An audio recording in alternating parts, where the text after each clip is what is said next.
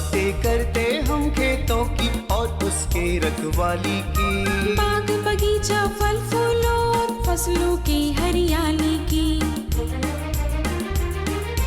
हम बीजों की बातें करते उत्तम जल संसाधन की। हम तकनीकी बातें करते फसलों के उत्पादन की। हर किसान का सपना सच हो जीवन सुखद बनाने को। गाँव-गाँव के हर आंगन का प्यारा सा ही दर्शन।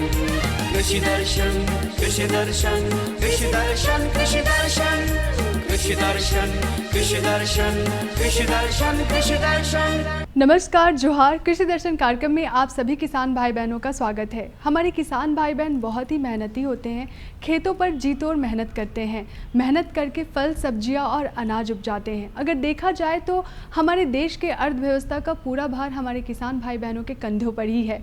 इसीलिए हम किसान भाई बहनों की हर वो मदद करते हैं जिससे उनकी खेती किसानी बेहतर हो सके, आसान हो सके। तो चलिए कार्यक्रम की शुरुआत करते हैं। सबसे पहले देख लेते हैं कृषि समाचार में क्या है खास। नमस्कार, कृषि समाचार में आपका स्वागत है। मैं हूं गोपाल कृष्ण। आइए देखते हैं आज कृषि समाचार में क्या है खास। मत्स्य विभाग राज्य के मछली पालकों को देता है कई प्रकार की सुविधाएं। वर्तमान समय में लत्तेदार सब्जियों में नमी कम है तो तुरंत सिंचाई करें। प्लास्टिक टेट्रा बर्मी बेड द्वारा होता है बेहतर कंपोस्ट निर्माण।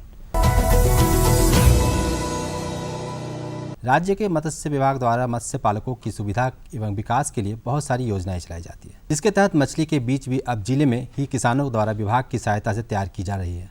इसके अलावा किसानों को तालाब तक की सुविधाएं उपलब्ध कराई जा रही है। साथ ही मत्स्य कृषकों का बीमा भी कराया जा रहा है। राज्य के मछली पालक संबंधित अधिकारी से संपर्क कर इन सुविधाओं का लाभ प्राप्त कर सकते हैं। किसान भाइयों, मौसम, फसल और परिस्थिति के अनुसार हमें अपने खेतों में उचित कृषि कार्य भी करने होते हैं। जिन किसान भाइयों ने अपने खेत में कद्दू, करेला, खीरा इत्यादि गर्मा लत्तेदार सब्जियों की फसल लगा रखी है, उन्हें अपने खेत में लगातार नमी बनाए रखने के लिए सिंचाई की व्यवस्था करनी चाहिए। नमी कम हो जाने की स्थिति में उत्पादन पर प्रतिकूल प्रभाव पड़ता है, इसलिए अगर इन लत्तेदार सब्जियों में नमी कम है तो तुरंत सिंचाई करें।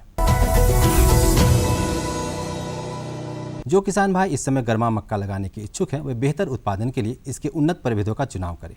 मक्का के उन्नत प्रभेदों में बिरसा विकास मक्का 1 एवं 2, HPQM 1 और 4, शालीमार इत्यादि प्रभेद बेहतर माने जाते हैं। गर्मा फसल के रूप में ये मक्का के इन प्रभेदों को लगाकर लाभान्वित हुआ जा सकता है। बिरसा विकास मक्का 1 एवं 2, HPQM 1 और 4, शालीमार के 1, 2, 3 और 4 मक्का के ये प्रभेद गर्मा फसल के लिए बेहतर माने जाते हैं। 1 हेक्टेयर भूमि में 15 से 20 किलोग्राम की दर से बीज प्राप्त होते हैं। बुआई से पूर्व बीजों को उपचारित कर लेना अच्छा होता है। बुआई के उपरांत उचित कृषि कार्य को करके 50 से 60 क्विंटल तक मक्का की उपज पाई जा सकती है। लत्तर वाली या कद्दू वर्गीय सब्जियों में अन्य कीटों के साथ फल मक्खी नामक कीट लगते हैं। फल मक्खी कीट कोमल फल में छेद कर उसमें अंडा दे देते हैं, जिससे इन कीट का विस्तार तेजी से होता है। ये पूरी फसल को काफ़ी नुकसान पहुंचाते हैं और फलन अच्छी तरह नहीं हो पाता। फल मक्खी के नियंत्रण के लिए ग्रासित पौधों को नष्ट कर दें। लत्तर की जड़ के आसपास अच्छी तरह से निकाय के साथ ही मेलेथियान 50 EC दवा की 50 मिलीग्राम मात्रा और 500 ग्राम गुड़ को 50 लीटर पानी में घोलकर पौधों पर छिड़काव करना लाभकारी होता है। जैविक खेती की बढ़ती लोकप्रियता से बर्मी कंपोस्ट की मांग बढ़ी है। बर्मी कंपोस्ट का ज़्यादा उत्पादन आसानी से करने के लिए किसान प्लास्टिक टेट्रा बर्मी बेड का इस्तेमाल कर सकते हैं। बर्मी कंपोस्ट निर्माण के लिए पक्के बेड का निर्माण करना, सेट बनाना पड़ता है, जो कि बहुत खर्चीला होता है। साथ ही ये बेड स्थान भी घेरता है। वहीं प्लास्टिक से निर्मित इस प्लास्टिक टेट्रा बर्मी बेड उपकरण हल्का होने की वजह से कहीं भी लाया ले जाया जा सकता है। और अब एक नज़र राज्य के कुछ प्रमुख शहरों के मौसम के मिजाज पर। आज राज्य के कुछ प्रमुख शहरों के तापमान इस प्रकार दर्ज किए गए। रांची अधिकतम 36 डिग्री सेल्सियस और न्यूनतम 18 डिग्री सेल्सियस। देवघर अधिकतम 36 डिग्री सेल्सियस और न्यूनतम 22 डिग्री सेल्सियस। जमशेदपुर अधिकतम 39 डिग्री सेल्सियस और न्यूनतम 24 डिग्री सेल्सियस। मेदिनीनगर अधिकतम 38 डिग्री सेल्सियस और न्यूनतम 21 डिग्री सेल्सियस। धनबाद अधिकतम 37 डिग्री सेल्सियस और न्यूनतम 22 डिग्री सेल्सियस। कृषि समाचार में आज इतना ही। किसान भाइयों, आपसे अनुरोध है कि कोरोना का बूस्टर टीका भी अवश्य लगवाएं। साथ ही सरकार द्वारा निर्देशित निर्देशों का पालन करते हुए कृषि कार्य करें, ताकि हम और हमारा देश स्वस्थ रहे, सुरक्षित रहे। इसी के साथ अगले अंक तक के लिए दीजिए इजाज़त। नमस्कार, जोहार। तो किसान भाई बहन, कृषि समाचार में आपने देखा तकनीक के बारे में, उपकरण के बारे में, साथ ही मौसम का हाल भी जाना और कृषि से संबंधित कुछ नई बातें भी आपको जानने को मिली। अब समय हो चला एक छोटे से विराम का। विराम के बाद हम जल्द आते हैं। अन्नदाता किसानों की खुशहाली और उनकी आय में बढ़ोतरी के लिए भारत सरकार लगातार प्रयासरत है। माननीय प्रधानमंत्री श्री नरेंद्र मोदी जी के दूरदर्शी नेतृत्व में पिछले 7 वर्षों में खेती को आधुनिक और किसानों को आत्मनिर्भर बनाने के लिए कई निर्णय लिए गए हैं। छोटा किसान बने देश की शान, ये हमारा सपना है। देश के 80% से ज्यादा किसान ऐसे हैं जिनके पास 2 हेक्टेयर से भी कम जमीन है। अब देश में इन्हीं छोटे किसानों को ध्यान में रखते हुए कृषि सुधार किए जा रहे हैं, निर्णय लिए जा रहे हैं। प्रधानमंत्री किसान सम्मान निधि योजना की शुरुआत 24 फरवरी 2019 को माननीय प्रधानमंत्री श्री नरेंद्र मोदी जी के द्वारा की गई थी। पीएम किसान योजना का पूरा खर्च भारत सरकार वहन करती है। इसके तहत लाभार्थी किसानों को हर साल 6,000 रुपए की सम्मान राशि 2,000 रुपए की 3 समान किस्तों में सीधे उनके बैंक खातों में हस्तांतरित की जाती है। अब तक 11 करोड़ से भी अधिक लाभार्थी किसानों के बैंक खातों में 1,58,000 करोड़ रुपए से अधिक की राशि सीधे ट्रांसफर की जा चुकी है। किस्तों की जानकारी किसानों को एसएमएस के माध्यम से दी जाती है। இப்போ நேராக நாங்கள் வந்து பேங்க்குக்கு ஆக்சுவல் போகும்போது அந்த பணத்தை நாங்கள் வித்ரா பண்ணின்னு வந்து நாங்கள் விவசாயம் பண்ணிக்கிறோம்। इस मदद से बुआई के पहले अब किसानों को बीज, खाद, कीटनाशक और कृषि संबंधी अन्य जरूरतों के लिए साहूकारों के आगे हाथ नहीं फैलाना पड़ता। અને એના લીધે મારે કોઈ જોડે કે સગા સંબંધી કે મિત્રો જોડે મારે ઉછીના પૈસા લેવાની જરૂર પડતી નથી અને એનાથી હું સારી એવી खेती કરી શકું છું। इस योजना से मिले लाभ तथा आवेदन की स्थिति देखने के लिए पीएम किसान पोर्टल लॉन्च किया गया है। इस पोर्टल के माध्यम से पात्र किसान अपना पंजीकरण स्वयं करने के साथ साथ अब तक मिले लाभ और अपने आवेदन की स्थिति फार्मर्स कॉर्नर से देख सकते हैं। इस योजना का लाभ पात्र किसानों को ही मिल सके, इसके लिए इस प्रक्रिया को फूल प्रूफ बनाते हुए इसे आधार और इनकम टैक्स वेरिफिकेशन के साथ साथ फिजिकल वेरिफिकेशन से भी जोड़ा गया है। इसके अलावा किसानों की सुविधाओं और जानकारी के लिए पीएम किसान मोबाइल ऐप भी विकसित किया गया है। पीएम किसान सम्मान निधि योजना का लाभ देश के सभी राज्यों और केंद्र शासित प्रदेशों के किसानों को मिल रहा है। इसे हासिल करके हमारा किसान सबल और आत्मनिर्भर हो रहा है। इस स्कीम ने हमारा भारत सरकार ने हमारा किसान के लिए बहुत बड़ा सम्मान दिया है। इसीलिए हम भारत सरकार को, प्रधानमंत्री नरेंद्र मोदी जी को हम बहुत बहुत धन्यवाद देती हूँ। आत्मनिर्भर भारत की पहचान प्रगतिशील और समर्थ किसान। विराम के बाद आप सभी किसान भाई बहनों का स्वागत है। हमारे बहुत ऐसे किसान भाई बहन हैं जो खेती किसानी के साथ साथ पशुपालन भी करते हैं। तो पशुओं में विषैले पौधे खाने से बहुत तरीके की बीमारी हो जाती है। वो हरा चारा के साथ साथ विषैले पौधे भी खा जाते हैं। तो उस बीमारी से बचाव करने के लिए क्या तरीका हम अपना सकते हैं, चलिए देखते हैं फीचर और लेते हैं जानकारी। जब किसी स्वस्थ पशु की आकस्मिक मृत्यु होती है तो उसमें विषाक्तता का संदेह उत्पन्न होता है। यह विषाक्तता कोई जहरीला रसायन खाने से अथवा चारे के साथ जहरीले पौधे खाने से होता है। पशुपालकों को मुख्य विषाक्तताओं की जानकारी होना आवश्यक है ताकि वे अपने पशुओं का इनसे बचाव कर सकें। आज हमारे साथ बिरसा पशुपालन विभाग के पशु विशेषज्ञ डॉक्टर संजय कुमार जी हैं, जिनसे हम बातचीत करेंगे और जानेंगे कि पशुओं में खास करके विषैले पौधे खा लेने से जो बीमारियां होती हैं उसका किस प्रकार से उपचार किया जाए, इसी विषय पर हम इनसे बातचीत करते हैं। सर, अब तक हमारे कार्यक्रम में बहुत बहुत स्वागत है। नमस्कार किसान।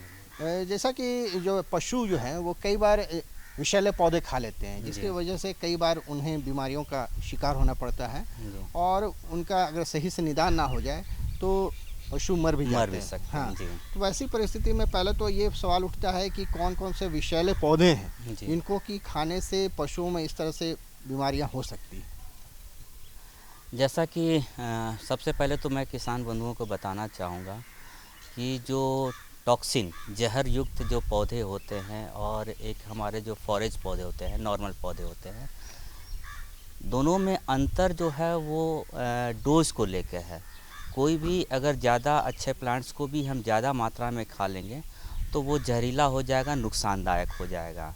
हाँ, ये बात और है कि हमारे जो चारागाह में बहुत सारे अवांछनीय पौधे जो कि टॉक्सिन के रूप में हम उसको लेते हैं, जहर युक्त जहरीले पदार्थ के रूप में पहचानते हैं, वो अगर थोड़े भी खा लेते हैं, चाहे वो डायरेक्ट खाएं या इनडायरेक्ट के रूप में बदन में भी लगने से कभी कभी हानिकारक असर देखने को मिलता है। और इसमें बहुत सारे पौधे हैं, जैसे कि हम लोग पुटूस बोलते हैं, धतूरा बोलते हैं, अकवन बोलते हैं, ब्रेकन फर्न हो गया, नाइट प्लांट्स होता है, नाइटमेयर प्लांट्स होता है, इत्यादि और भी बहुत सारे प्लांट्स होते हैं जो कि जहरीले पौधे के रूप में पहचाने जाते हैं। और अगर ये थोड़ा से अमाउंट में ज़्यादा भी खा लेंगे तो वो पशुओं के नुकसान होता है। बिल्कुल। हालांकि इसमें एक चीज़ और है कि ये आपका जो जहरीले पौधे होते हैं ये पशुओं पर भी निर्भर करता है। कुछ प्लांट जो होते हैं अगर वो गाय खा लेंगे तो उसके लिए नुकसानदायक होगा, लेकिन वही अगर हमारी बकरी खा रही है तो वो उसमें कम असर देखने को मिलता है या उसमें कम असर करता है। कुछ पौधों में नाइट्रेट की मात्रा अधिक होती है। ऐसा चारा खाने से पशुओं में विषाक्तता हो सकती है। कृषि विशेषज्ञ कहते हैं कि जौ, सूडान घास, आजन घास, ज्वार, चरी, गन्ने का अगोला तथा राई घास में नाइट्रेट नामक विष की मात्रा अधिक होती है और उसे खाने से गाय, भैंस, बकरी व भेड़ इसकी चपेट में आ जाते हैं। विषाक्तता का लक्षण दिखते ही तुरंत चिकित्सक से संपर्क करना चाहिए। बरसीम हमारे लिए सबसे बेस्ट, सबसे अच्छा हमारा पौधा में जो चारागाह के रूप में हम लोग लेते हैं, चारा के रूप में।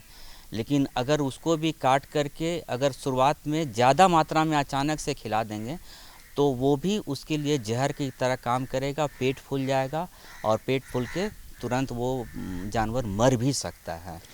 अच्छा तो सर, एक चीज़ और मैं जानना चाहूँगा कि जैसे जो पशुपालक हैं हमारे, वो पशुओं को जब चराने जाते हैं तो इसके लिए तो ज़रूरी है कि वो इस बात का विशेष रूप से ध्यान दें कि कोई जहरीला पौधा वो नहीं खाए पशु। जी, और ये तो ध्यान देना ही है। ये सब जो हमने बताया कि धतुआ हुआ, अकवन हुआ, नाइटमेयर हुआ, ब्रेकन फर्न हुआ, ये सब के पौधे हमारे चारागाह में ना हो, या हो भी तो सेलेक्टिव हो। या आपका जो इस तरह से कभी कभी क्या होता है कि पशुपालक जो होते हैं अपने भूखे जानवरों को वो चारागाह में, इस तरह के चारागाह में छोड़ देते हैं, और चूँकि वो भूखे रहती है तो इस तरह के प्लांट पर ना चाहते हुए भी वो भूख मिटाने के लिए वो ज़्यादा खा लेती है, जिससे पशुओं को नुकसान होता है। और ये नुकसान जो होता है बहुत तरह के फसल वाइज अलग अलग होता है। इसमें क्या होगा कि जानवर हमारा सुस्त पड़ जाएगा, नर्वस टॉक्सिनिटी आता है, मसल्स जो होता है वो कांपने लगता है, ट्विचिंग होता है, ऐंठन आता है, जानवर मूर्छा में आएगा, गिर जाएगा, उल्टी हो सकता है, दस्त हो सकता है, और दस्त में भी आपका खूनी दस्त हो सकता है, तो पेशाब भी हो सकता है, तो पेशाब भी आपका उसमें खून का अंश लिए हुए हो। तो ये सारा चीज़ जो होता है हमारा जो जहरीले पौधे खाने से होता है। अतिशीघ्र विशेषज्ञ चिकित्सक से सलाह लेकर दवा दें।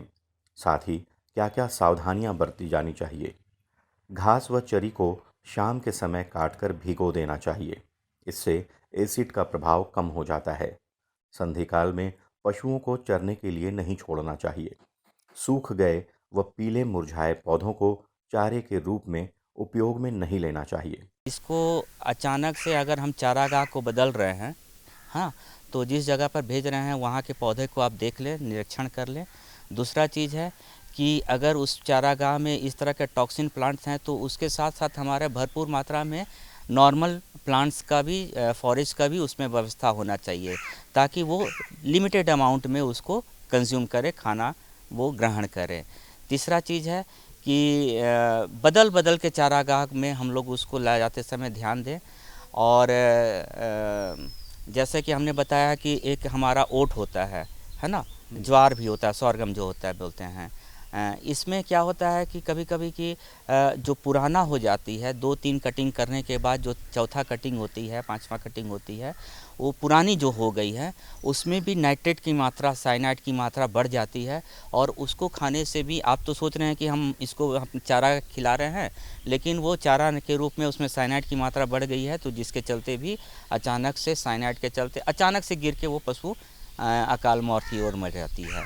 तो इस तरह की जो है कि ज़्यादा पुराना हमारा जो बाजरा के होगी, ज्वार बाजरा हो गए, और ना खिलाएं, उसको ना सेवन करने दें। ओट भी होता है जो भी, उसको तीसरा से चौथा कटिंग के बाद उसको पुराना जो होता है उसको ना सेवन में लाएं।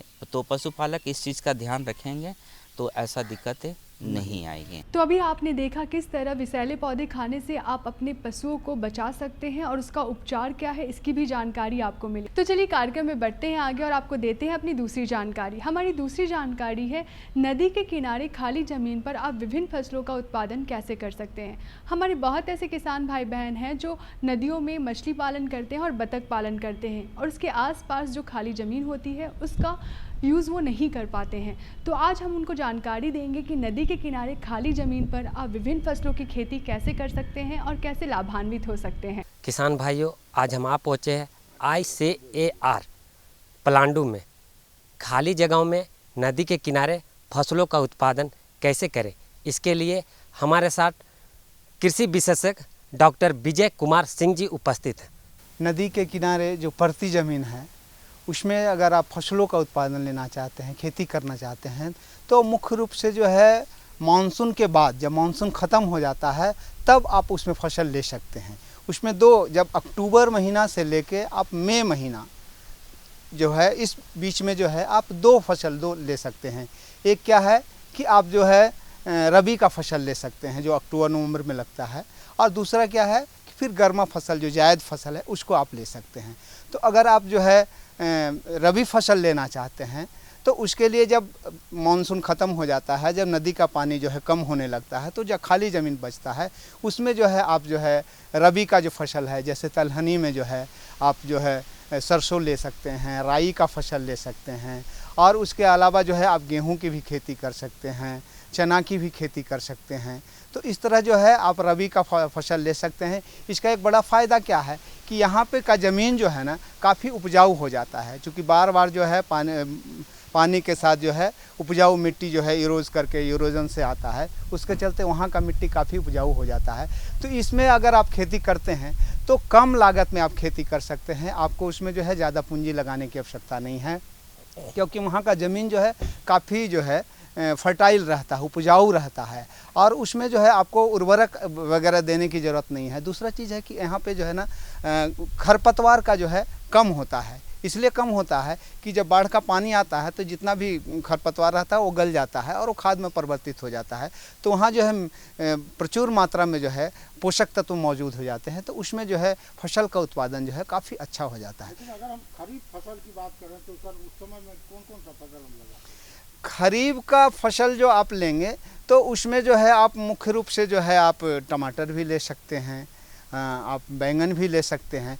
लेकिन जो गर्मा का जो फसल है, जो जायद की जो फसल है, उस समय जो है आपको ज़्यादा फसल जो है आपको ले सकते हैं। और मुख्य रूप से जो है लत्तर वाली जो सब्ज़ी है, जैसे है वाटरमेलन, मतलब तरबूज है, खरबूज है, खीरा है, ककड़ी है, नेनुआ है, ये सारा फसल जो है इस जो है आप अच्छी तरह से ले सकते हैं। क्यों लेते हैं? इसलिए कि जो है ना इसका जो रूट जो होता है टेप रूट होता है, नीचे की तरफ जाता है, तो वहाँ से जो है वो पानी को आसानी से खींच लेता है।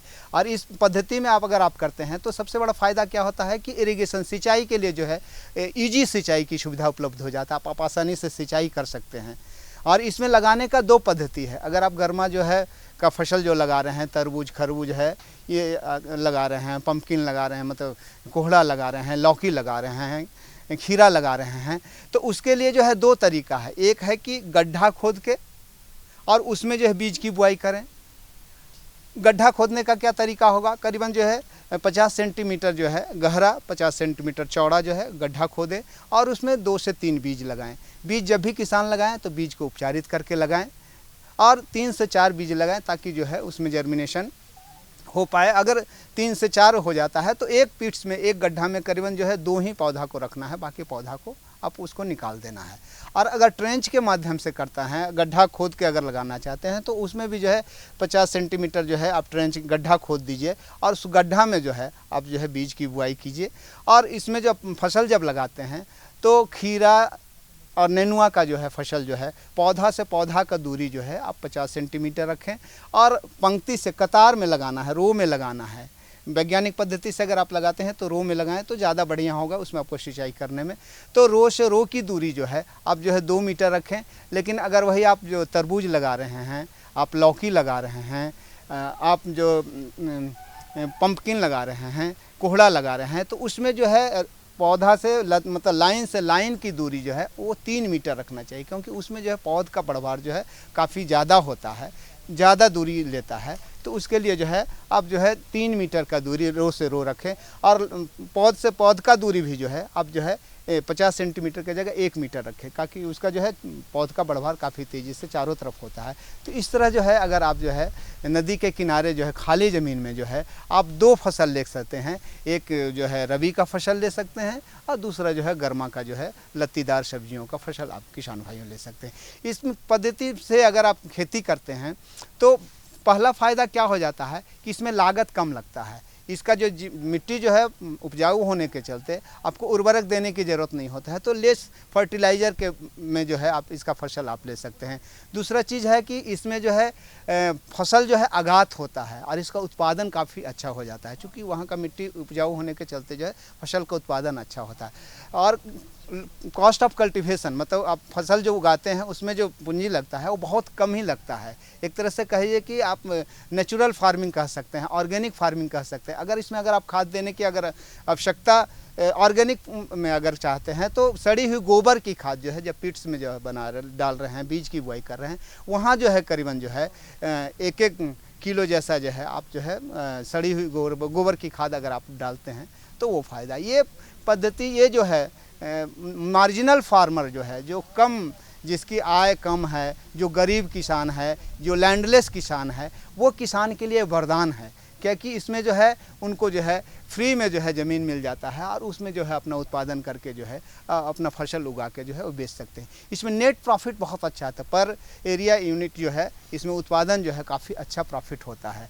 और इसमें जो है लेबर भी कम लगता है। लेबर का कॉस्ट इसलिए कम लगता है कि वहाँ का मिट्टी जो है ना बलुई दोमट मिट्टी हो रहता है, तो उसमें जो है गुड़ाई के लिए जो है ना ज़्यादा लेबर की आवश्यकता नहीं होता है। तो और इसमें जो है आपको खरपतवार भी बहुत कम आता है, तो खरपतवार के नियंत्रण भी में भी जो आपको ज़्यादा खर्च नहीं होता है।